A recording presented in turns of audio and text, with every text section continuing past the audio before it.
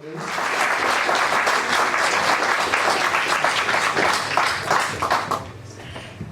to the world! I am a champion! I shouted, full of fulfilment, when I stood on the top of Crown Court steps in January 2019. Every time I pulled the wishbone from after eating chicken after the Sunday dinner, I always wished for peace to the world, and this is what I still wish for.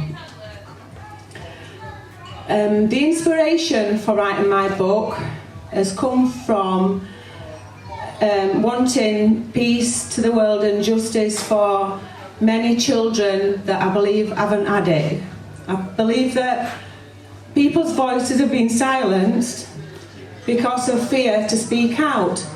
Just like I fear speaking out now in front of all you lot. I feel emotional, but my courage and strength will persevere because I believe so much that children need us adults to protect them. And after learning what had happened to me and knowing that the victimisation and the rapes and the beatings and the trauma and the social justice system failing children and the establishments, I realised that if this had happened to me, how many other people has it happened to? And so that is the reason I wrote my book, because I wanted people to see the truth and what's really going on out there in the public domain, and what's being hidden and what's not being allowed to be.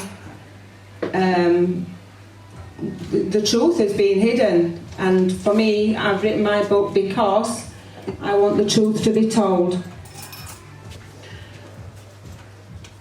Conquering the Impossible Justice has been born today, and it took me 4 months to write her.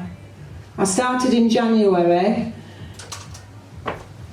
She was the second book of the trilogy. This is my first book of the trilogy, Conquering the Impossible, Making the Dream Come True. She was going to be the third book in the trilogy. And the reason I changed my mind and made it the second book was because after the court case, it cost me £5,450 for the trial transcripts. I had to pay for my own trial transcripts.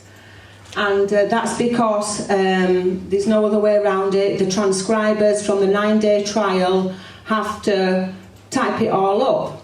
Everybody needs paying for the work, so, you know, I appreciate it. It sounds a lot, but, you know, that's the way it is. We all need paying for the work that we do.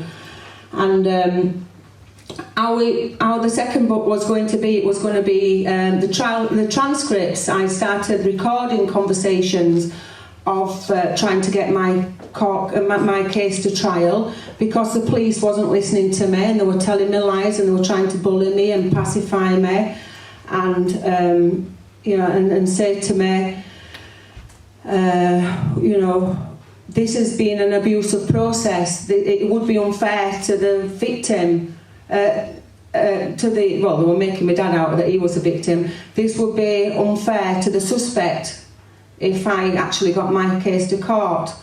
So they were saying to me, if my dad went to court, it would actually be unfair on him, a rapist who traumatises and beats people, and I wasn't his only victim. And the police were actually saying it would be unfair to him if I took it to court, because he'd been arrested in 1984.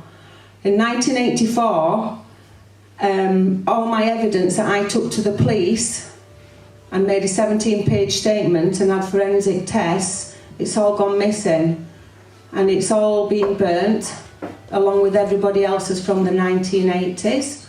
So again, this is why I'm speaking out for other victims of abuse who've had injustice done to them. And then the police turned around and said that the other reason was because they questioned my credibility about my sexual activities. They said when I was a child, they questioned my credibility about it. So when I stood for local election, in Ackworth last year, there was a police officer who said he'd actually been in the police force for 30 years, and the overall consensus within the establishment is to leave the little sluts and prostitutes alone. So I was classed as a slut and a liar from 1984 up until 2019. So me writing my book proves that I'm no slut, I'm not a liar, I speak the truth. And I'd like to just read out a little bit of an introduction of what my book's all about. Love you, Carol. Oh, thank you.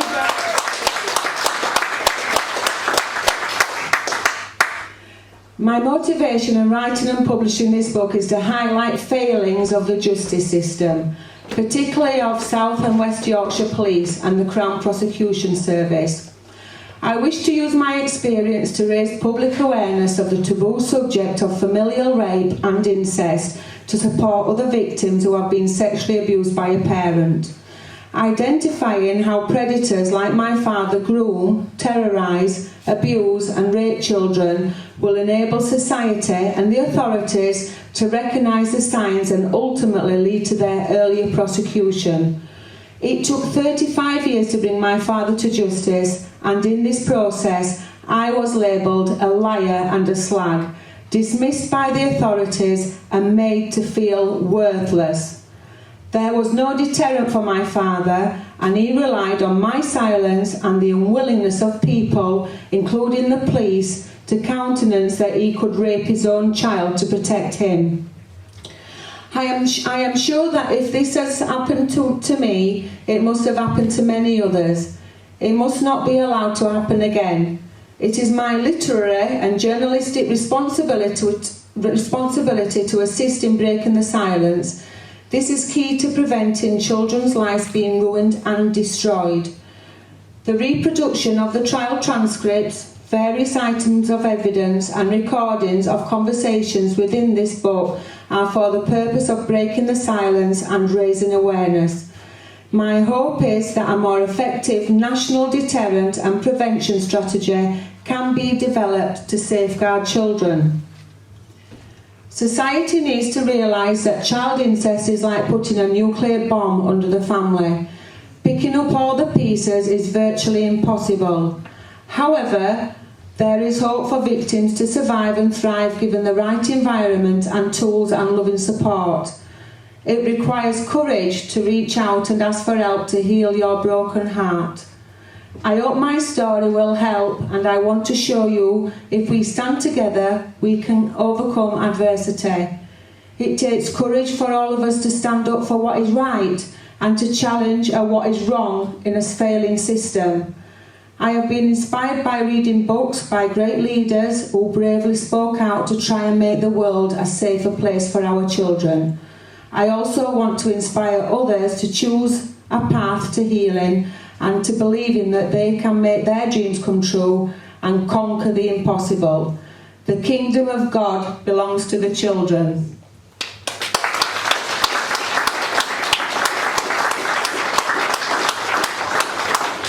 Thank you. Thank you all for coming. I'm sorry I forgot to actually say that at the beginning. So We'll let you off.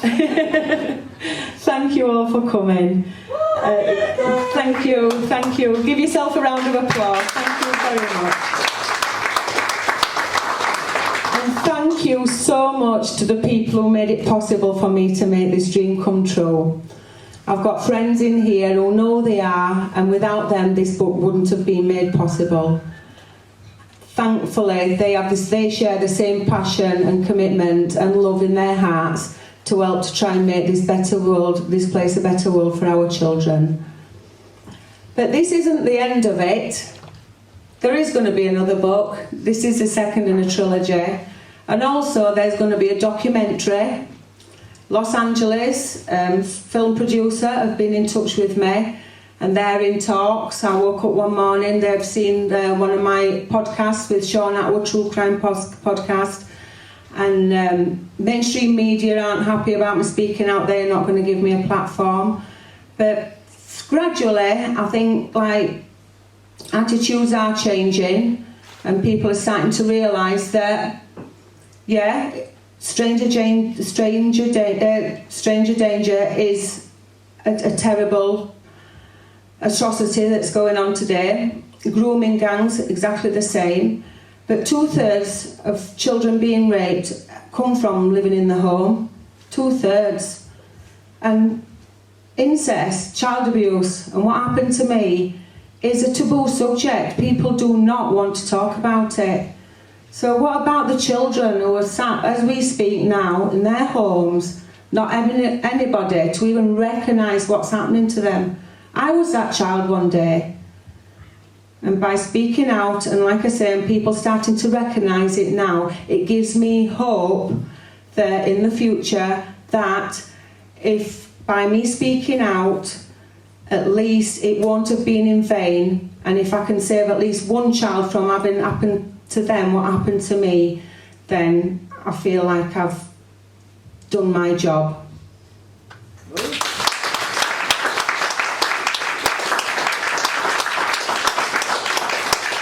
That God gave me. Thank you very much. I'm not going to make it a long speech. I'm hoping that you're going to enjoy yourself, have a few drinks, we're going to play some music and have a dance and enjoy my birthday as well. And I'll speak to you all soon, hopefully. I'm going to now, before then, I'm going to now do a book signing, so I will be down here if anybody wants a book. And the buffet will be open while the book signing is going on, because I know a lot of you have waited and you're hungry, so hopefully we'll be able to do the food while I'm doing the book signing, and then I'll be able to meet you all and have some photographs taken and get to know more about you. Thank you for coming again.